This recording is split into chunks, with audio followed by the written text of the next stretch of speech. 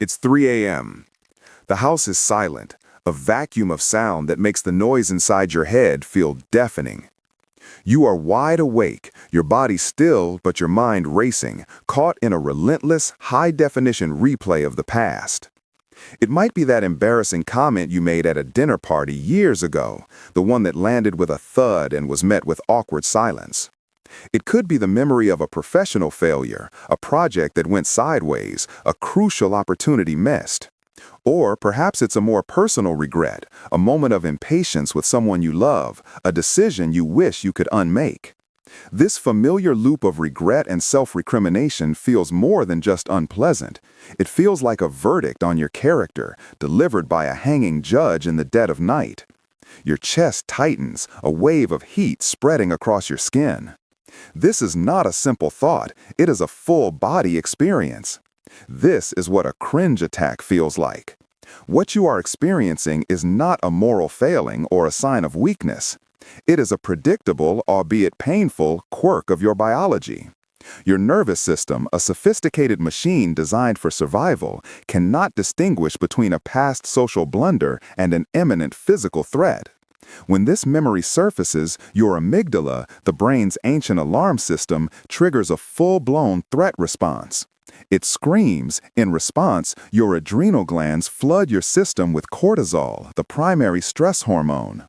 Your heart rate increases, your breathing becomes shallow, and your mind becomes hypervigilant, scanning the memory for more evidence of your failure.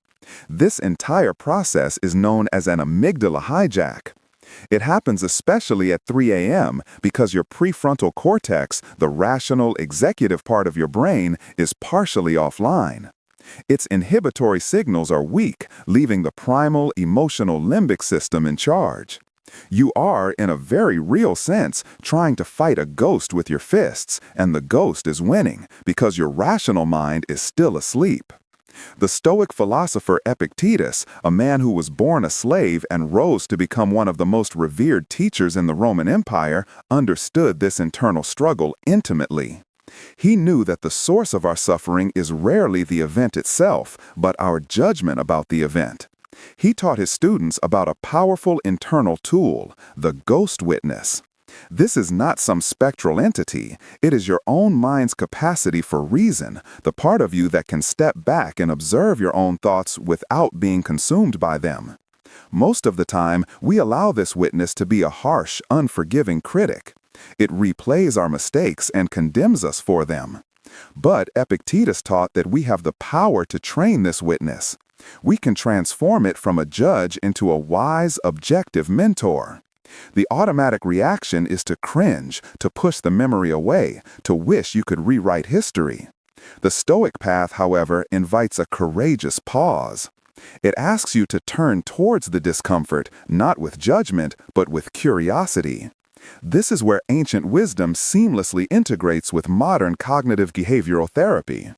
The act of observing your thoughts as separate from yourself is a core CBT technique known as cognitive distancing. You are not your thoughts.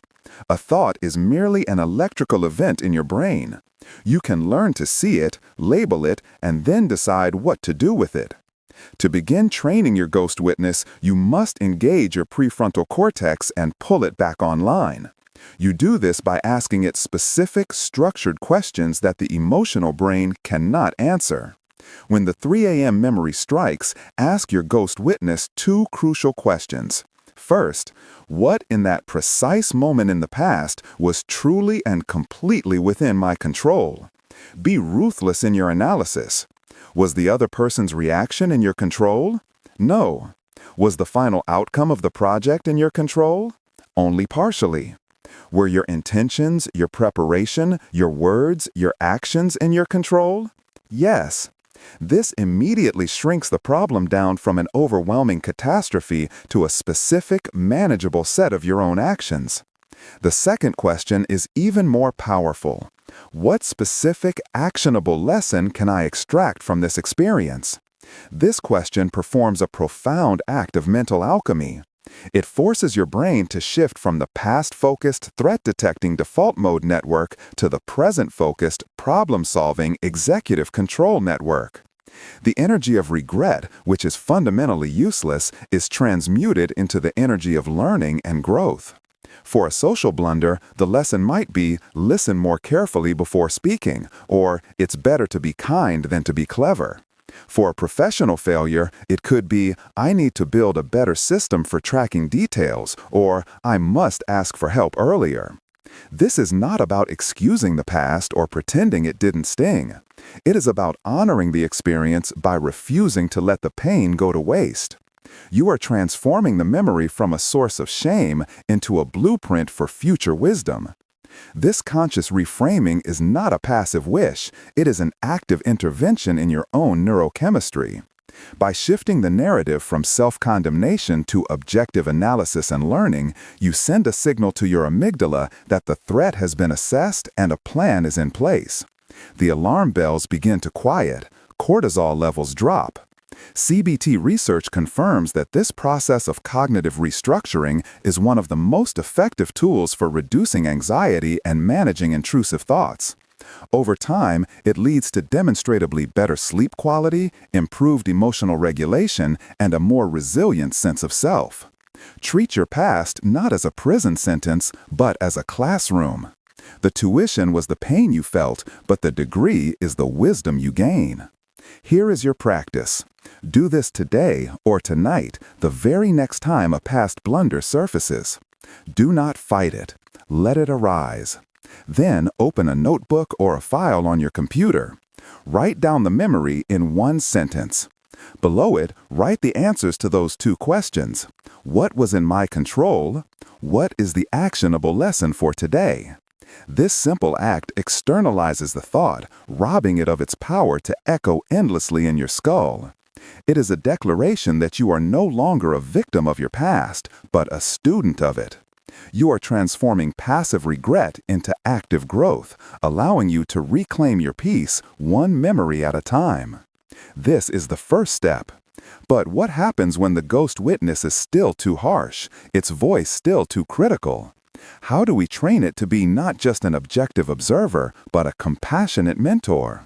Continuing from our first practice, we address that critical question: what happens when the ghost witness, even when applying logic, still speaks with the voice of a relentless prosecutor?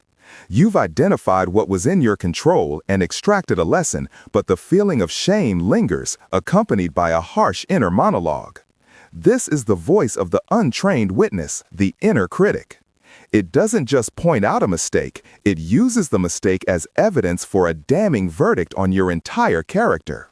It doesn't say, you made an error. It says, you an error. It engages in what CBT practitioners call cognitive distortions, catastrophic thinking, all-or-nothing thinking, and labeling. This voice is not a source of useful feedback. It is a source of psychological pain that keeps you trapped in a cycle of rumination, effectively strengthening the very neural pathways you want to weaken. The reason this inner critic is so powerful is rooted deep in our evolutionary past. Our brains have a powerful, well-documented negativity bias. For our ancestors roaming the savannah, failing to notice a beautiful sunset was a missed opportunity for awe. Failing to notice a predator in the tall grass was a fatal mistake. Your brain is therefore exquisitely designed to scan for, react to, and remember negative information. It is like Velcro for bad experiences and Teflon for good ones. When you lie awake at night ruminating on a past failure, you are engaging in what your brain perceives as a crucial survival simulation. By replaying the event over and over, your mind is trying to ensure you make that lethal mistake again. The problem is, a clumsy remark at a meeting is not a saber-toothed tiger. Yet your nervous system reacts with the same primal fear, keeping the HPA axis on high alert and marinating your brain in stress hormones. Each repetition of the harsh, self-critical thought reinforces the neural connection, making the thought more automatic, more believable, and more likely to trigger the next time. You are, quite literally, practicing being hard on yourself, and practice makes perfect. The Roman Stoic Seneca, a man who navigated the treacherous politics of Emperor Nero's court, wrote extensively about the need for a gentler form of self-examination. In his letters, he advised his friend Lucilius to treat himself with the same counsel and kindness he would offer a dear friend. He famously wrote, "We are more often frightened than hurt, and we suffer more from imagination than from reality." Your inner critic is the very embodiment of this principle. The suffering it inflicts is a product of imagination, of a story you are telling yourself about the meaning of a past event. The Stoics sought a state of calm, rational, and appropriate emotional responses that stem from clear judgment. The gnawing feeling of regret is a destructive passion that arises from a false judgment, the judgment that you are fundamentally flawed because of a past action. To counter this, we must consciously cultivate a different kind of inner relationship. This is the practice of transforming the ghost witness from a critic into a mentor. This is where we introduce a powerful CBT exercise known as the double standard technique, modified with a Stoic lens. The technique reveals the unreasonable harshness we apply to ourselves. Ask yourself this: if your closest friend came to you distraught over making the exact same mistake you are agonizing over, what would you say to them? Would you call them an idiot? Would you tell them their life is ruined? Of course not. You would likely offer comfort, perspective, and gentle, constructive advice. You would validate their feelings before helping them see the bigger picture. You would separate their action from their identity. You apply a compassionate standard to them and a cruel one to yourself. This is an illogical double standard. The Stoic practice is to eliminate this hypocrisy and apply the same rational, compassionate standard to yourself that you would to a friend you wish to help. This leads us to our core practice for this stage, the mentor dialogue. This is a written exercise designed to systematically retrain your inner voice. When the cringe memory and its associated harsh judgment arise, you will engage it in a structured dialogue. First, personify your ghost witness as a wise and compassionate mentor. This could be a historical figure you admire, like Marcus Aurelius, or a mentor from your own life, or simply an idealized version of your wisest self. Give this mentor a calm, reassuring presence in your mind. Second, on a piece of paper or in a document, write down the exact words of your inner critic. Label it the critic. For example, critic: "You were so awkward in that meeting. You lost all credibility. Everyone there thinks you're incompetent." Third, below that, write a response from the perspective of your chosen mentor. Label it the mentor. This is where you deliberately practice compassionate self-talk. The mentor's response might look something like this. Mentor: "I see that you feel you were awkward, and that feeling is causing you pain. Let's look at the facts. You stumbled over one sentence. Is it a certainty that judged you for it, or is that an assumption? And is credibility something that is lost in a single moment, or is it built over time through consistent action? This feeling of shame is a signal. It's not a verdict on your incompetence, it's a sign that you value being articulate and prepared. That is a virtue. Let's use this energy not to condemn ourselves, but to prepare a little more for the next meeting. This experience does not diminish you. It is an opportunity to refine your skill. You had the courage to speak up. Now, let's add more wisdom to that courage. Performing this dialogue is a revolutionary act of self-care. It disrupts the automatic pathway of self-criticism and begins to carve a new neural pathway for self-compassion. Neuroscience research shows that self-compassion activates the brain's self-soothing systems, releasing oxytocin and down-regulating the amygdala's threat response. It literally calms your nervous system on a chemical level. By consistently practicing the mentor dialogue, you are not just changing your mind, you are changing your brain. The inner critic's voice will begin to lose its volume and authority. The memories of past mistakes will lose their sharp emotional edge. They will transform from painful wounds into healed scars. Scars that tell a story not of failure, but of resilience and learning. The expected result is a measurable decrease in rumination, a significant increase in self-reported well-being, and the profound relief of having an ally, not an enemy, inside your own head. With a compassionate mentor by your side, the past is no longer a weapon to be used against you. So, how do we take this newfound clarity and use it to build an unshakable present? From that practice of cultivating a compassionate inner mentor, we now turn to the ultimate Stoic fortress, the present moment. Having learned to reframe and soothe the echoes of the past, the final and most crucial step is to anchor your attention firmly in the only place where you have any real power, the here and now. The fundamental problem with regret and cringe attacks is that they are thieves of the present. When your mind is hijacked by a memory from 5 years ago, it is completely unavailable for the life that is unfolding right in front of you. You cannot focus on your work, you cannot truly listen to a loved one, you cannot savor a simple pleasure. A mind lost in the past is like a ship without an anchor, tossed about on the chaotic waves of memory and imagination. It is a state of constant, low-grade distraction and anxiety. The ultimate goal is not just to survive the 3 a.m. attacks, but to build a mind so well-ordered and present-focused that those attacks rarely happen in the first place. Modern neuroscience provides a clear map of what is happening in your brain during this process. When your mind is wandering, ruminating on the past, or worrying about the future, a specific brain network is highly active, the default mode network. The DMN is crucial for self-reflection, planning, and creativity.